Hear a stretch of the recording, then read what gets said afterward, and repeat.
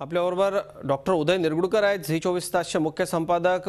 उदयजी, आपण बघितलं या सगळ्या घटना, लोकांचा उद्रेक हा समोर आलेला आहे। एक प्रकारे गोपीनाथ मुंडेंच्या मृत्यूची चौकशी व्हावी असं मुंडेंच्या कार्यकर्त्यांना वाटतंय। काय म्हणाल आपण हा उद्रेक पाहिल्यानंतर?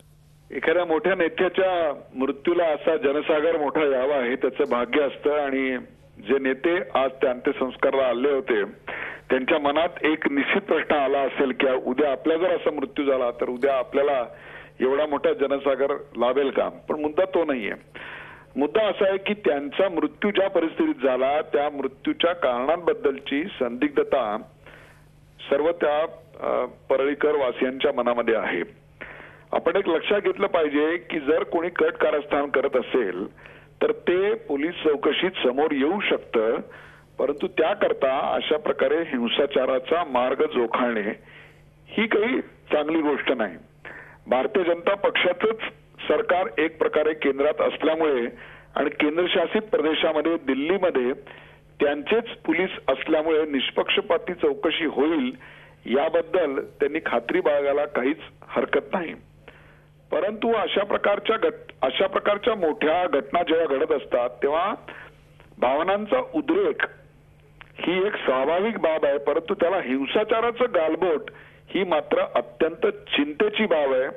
आणि मला असं वाटतं भारतीय जनता पक्षाच्या नेत्यांचं हे प्रथम कर्तव्य असेल की त्यांनी अशा प्रकारचा उद्रेक हा काबूत आणला पाहिजे। त्याचबरोबर प्रशासनाला कुठेतरी आपण या बाबतीत प्रश्नचिन्ह उभं केलं पाहिजे की पुरेशी पोलीस व्यवस्था नव्हती का? इतक्या प्रचंड मोठ्या प्रमाणावर गर्दी होणार याचा तुम्हाला अंदाज नव्हता का? जर तसं असेल तर तशा प्रमाणे लोकांच्या आगमनाची आणि निर्गमनाची अतिशय सेफ अशी व्यवस्था आम्हाला करता आली नाही का? तसं नसेल तर किमान त्या ठिकाणी कोणत्याही प्रकारचा असा गालबोट लागणार नाही अशा प्रकारची खबरदारी, कारण अशा वेळेला अनेक समाजकंटक सुद्धा त्याचा फायदा उठवत असतात। तर त्या समाजकंटकांवर आपण काही कारवाई केली का? त्या संपूर्ण कार्यकर्त्यांचं मनोबल असं संतुलन बिघडलं हा जो पंकजांनी शब्द वापरला तो अत्यंत बरोबर आहे। तो असं संतुलन बिघडलेल्या अवस्थेमध्ये अशा प्रकारच्या कार्यकर्त्यांना कसं हँडल करायचं याचं प्रशिक्षण आम्ही आमच्या पोलिसांना दिलेलं होतं का? असे अनेक प्रश्न यामध्ये निर्माण होतात। आज या ठिकाणी मंत्र्यांच्या गाड्या आढळण्यात आल्या, त्यांना थेट असे प्रश्न विचारण्यात आले की यामागे काही कट कारस्थान आहे का? परंतु मुंडे यांचा मृत्यू जो झालेला आहे तो हार्ट अटॅक न झालेला आहे असं त्यांच्या मेडिकल रिपोर्ट मध्ये आहे। त्याला आधीचं कारण तो अपघात हे होता। आता तो अपघात नेमका कोणत्या कारणातून झाला हे सगळं पोलीस चौकशीत पुढे येणारच आहे, परंतु त्याकरता अशा प्रकारे भावनांचा उद्रेक होऊ देणं ही मात्र आपल्या नेत्याच्याच उंचीला एक प्रकारे बोट लावणारी गोष्ट आहे असं मला वाटतं। उदय सर, समूहाला कुठलं डोकं नसतं असं म्हणतात। समूह हा एकत्र आल्यानंतर दुःखाच्या प्रसंगी खरं तर हा समूह मग अगदी सैरावैरा पळत सुटतो आणि अशा पद्धतीच्या घटना होतात। पण भारतीय जनता पक्षाचे ज्येष्ठ नेते अनेक या ठिकाणी होते। आडवाणींच्या गाडीवरती दगडफेक झाली, गडकरींच्या गाडीवर दगडफेक झाली, प्रकाश जावडेकर आणि राजनाथ सिंग यांना देखील नाराजीचा सामना करावा लागला। सर्वसामान्य जनता तिथली चिडलेली आहे।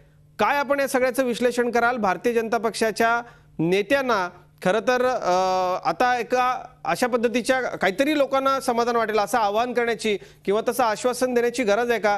मुंडेंसारखा बहुजन समाजाचा मोठा आधार असलेला नेता हा होता, साहजिकच ही सगळी मोठी गर्दी इथे येणार होती, पण गर्दी अशा पद्धतीने रिॲक्ट होईल याची कल्पना कदाचित प्रशासनाला नसावी, तुम्ही म्हणताय तसं। मग ते का झालं नाही तो एक प्रश्न आहे, पण भारतीय जनता पक्षाकडून काय आव्हानाची गरज आहे आता?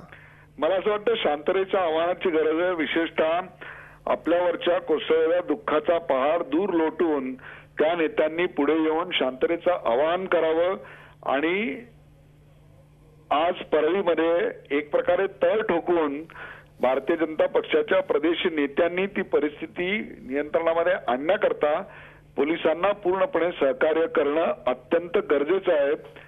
मी कार्यकर्त्यांच्या भावना समजू शकतो, परंतु त्याला आत्ताचं जे स्वरूप मिळालंय ते मात्र समर्थनीय निश्चित नाही।